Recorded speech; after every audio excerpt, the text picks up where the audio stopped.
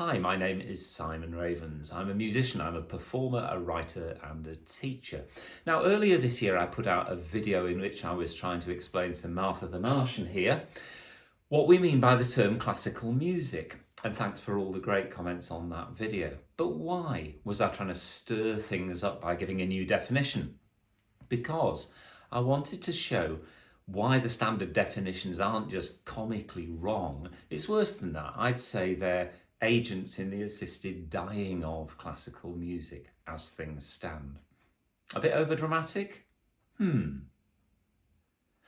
So that video was a sort of prologue to a series of short videos I want to do, showing that how we make classical music doesn't have to be the way that encyclopedias define it, and exam boards and much of the classical music industry tend to present it to us as something fixed in the score and so fairly fixed in the way we're always going to perform it. No. Until recently in history, classical music was thought of quite differently. And these differences are what I want to look at. Not just because they tell us fascinating things about how things were done in the past, but because they might just suggest different approaches we could take now and in the future. Now, please don't be clicking away if I say that the first topic I want to tackle is music exams. Music exams, yeah. I think if I landed here from another planet, the combination of music, pleasure, with exams, not pleasure, would take some fathoming. But we do need to fathom music exams because, like them or loathe them, they're on the march around the globe. And increasingly, with the next generation of classical musicians, performance exams are the way we're firing them up or extinguishing them. Anecdotal bit. When I meet people and tell them I'm a piano teacher, they sometimes tell me that they got to grade whatever, but hated doing the exams and they gave up. I also meet people who got to the dizzy heights of grade 8, but now don't make music with or for anyone, maybe even with themselves. Now, although I haven't met them, there may be people out there who directly credit the exam system with them becoming creative, sharing musicians. But I'm not sure how, since the exam system really isn't set up for that. And if it's not set up to give us creative, sharing musicians, wouldn't we all benefit more if it was? So I'm going to point out why I think the traditional exam system has always been on the wrong track and why its new direction of travel is in danger of taking us down a real dead end. But since exams seem to be with us to stay, I'm also going to suggest a way they could be redirected to somewhere altogether more lively. First thing to point out is that in the history of music making, exams are only a recent phenomenon. And geographically, they're still far from being universal. If you're American or European, or even a Martian, then music exams might be something you've never yet heard of. Because they might be coming your way. The truth is that music exams have gone from being just a British thing to then being a British and Commonwealth thing, and increasingly now a worldwide phenomenon. But before we see where they're heading, we need to deal with the present and a bit of the past. So, 30 seconds of history. Music performance exams didn't exist until the end of the 19th century. They started in Victorian England, which had a mania for regulation and standardisation, without which, of course, there would have been no British Empire. So London, 1891, a parliamentary bill was proposed to organise and register music teachers.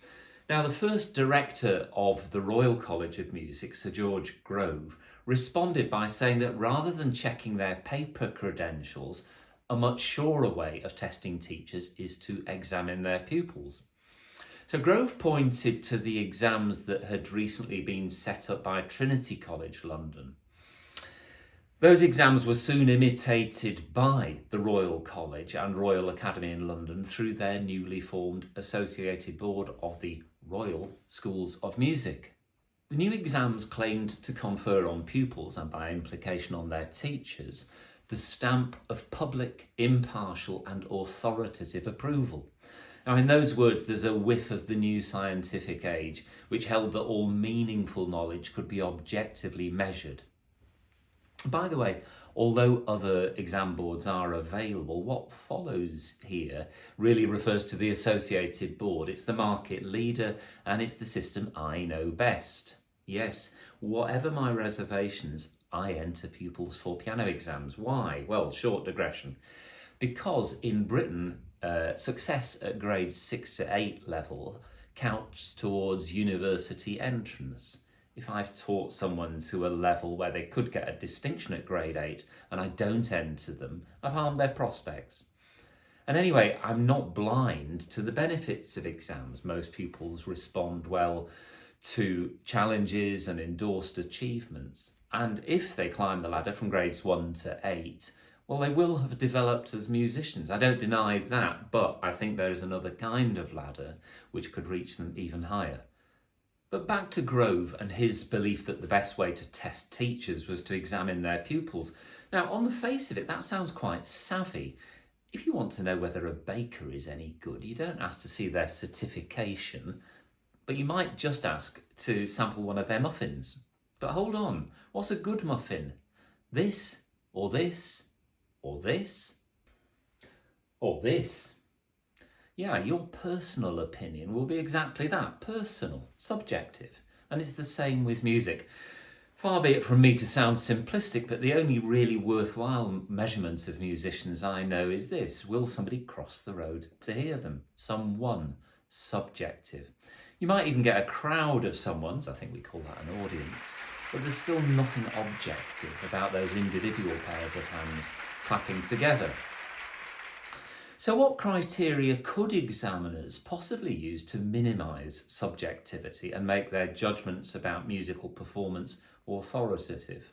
Answer: first and foremost, it was this kind of recipe, the score. Now, if you thought of the score as the last word in the process, you might end up with something like this.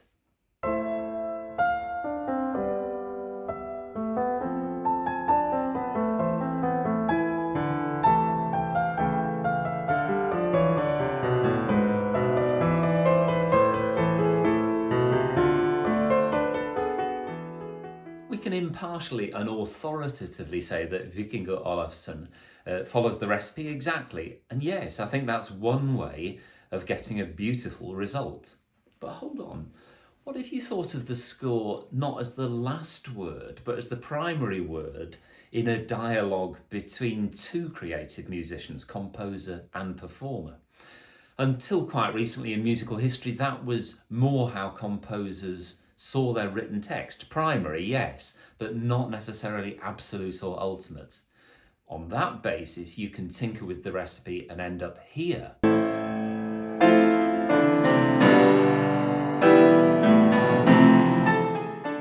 Or even here.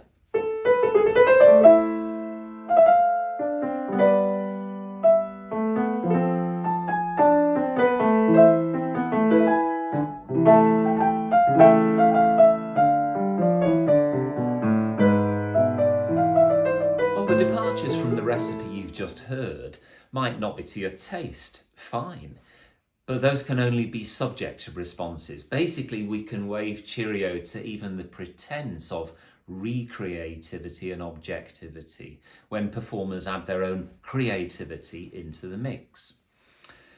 So even if composers hadn't seen it this way, it was safer for examiners to regard the score as a fixed recipe. This way, examiners could focus on those elements of music making which can be measured against the apparent objectivity of the score. Right notes, literally precise rhythms, steady tempo, and observance of any expressive markings a composer left. By this way of thinking, the score was really a set of instructions that had to be followed, up to a point. The one instruction that examiners actually welcomed you to ignore was significantly what we call the repeat symbol. Why? Well, to Baroque and classical composers, those repeat marks were an invitation to the performer for further creativity.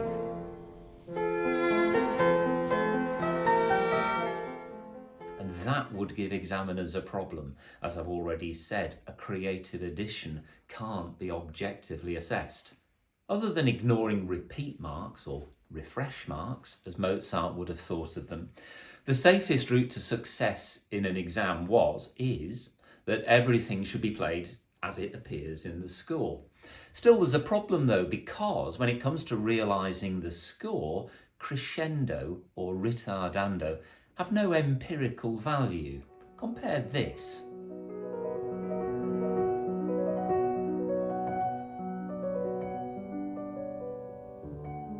And this.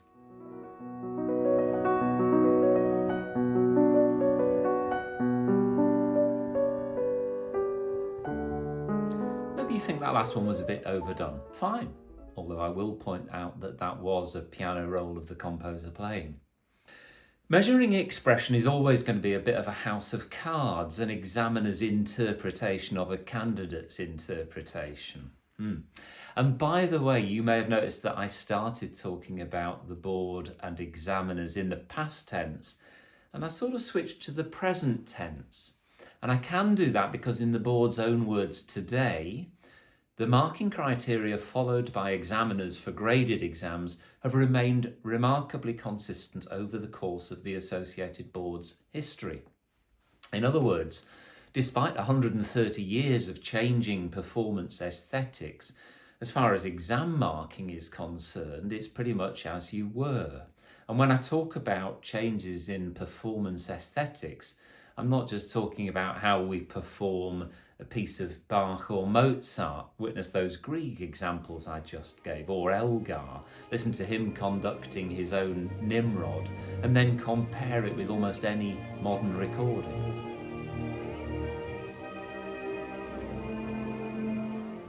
The board's criteria are, they state, designed to maximise consistency. How? Well, by removing the most obviously subjective elements from their marking. So let's list some words which don't feature in the criteria. Interpret, add, personal, enthusiasm, enjoyment, creative, vary, embellish, decorate, and so on. So what words do? Well, to get distinction marks today in your pieces, you first and foremost need to be highly accurate. Fine.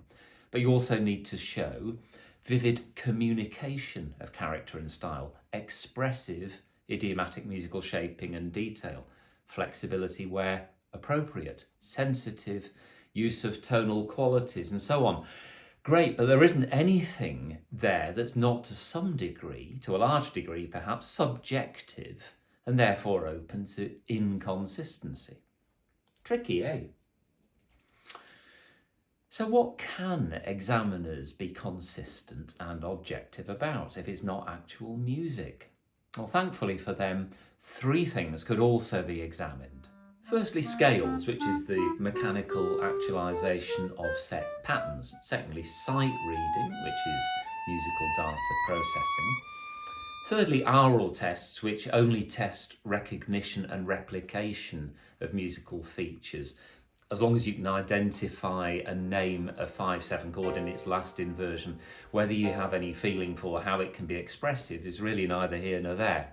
Now, the upshot of this is that in the board's marking criteria, if you deal perfectly with these three non-performance features, you'll get 60 marks out of 150 before we play any music. Now, you only need 100 to pass, which means that if you average 14 out of 30 in each of your three pieces, you pass.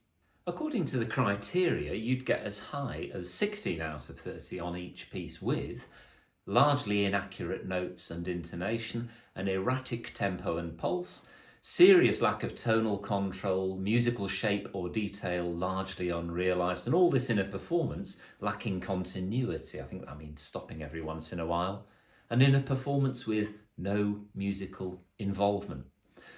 By my calculation, this would give you a pass by about 8 marks. So let me underline this. By the board's own criteria, it's possible to pass one of their exams quite comfortably, playing your pieces with no musical involvement. On the other hand, You could be awarded distinction marks for the pieces you perform, but you'd still need to score 22 out of 60 on the purely functional parts of the exam, or you'd fail.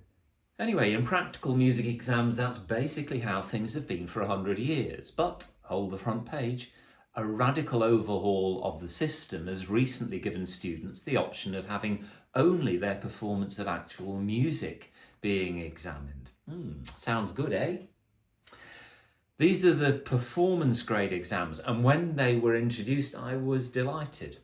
But I'm afraid the smile has been well and truly wiped from my face, and in the next episode I'll explain why the flaws in this new system aren't just regrettable, but I think frightening. And no, that's not just me speaking YouTubeese.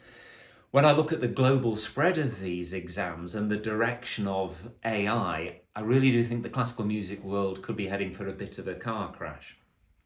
But don't worry, in due course I'll also be suggesting my own revamp of the exams in which everything turns out happily in the end. We'd like that, wouldn't we?